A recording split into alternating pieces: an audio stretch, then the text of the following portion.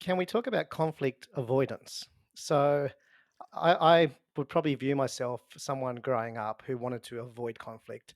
I think that I was scared of conflict. I thought conflict meant a fight. Mm, Conflict meant something that is a bad thing. And then in my early years of management, when I became a manager, I didn't like people who disagreed. I thought they're going to slow down the process. I've got things to get done. I want to get it done quickly.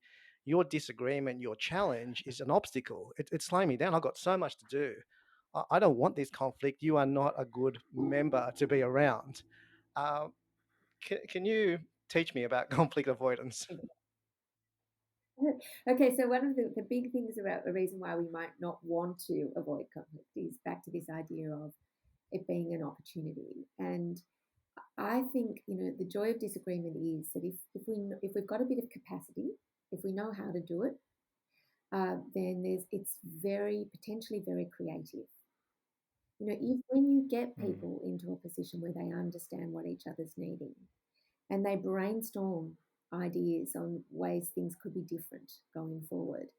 That's a really exciting part of what we do. Being part. I mean, what I've learnt over the years in those contexts has been amazing in terms of people's creativity and people's ability to just think totally outside the box.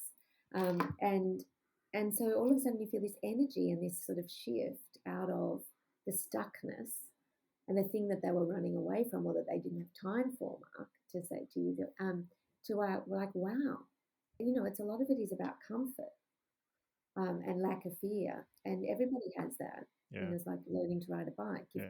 once you feel like you can do it, um, then you're almost going to embrace it. So I've seen a lot of avoiders turn into really good collaborators.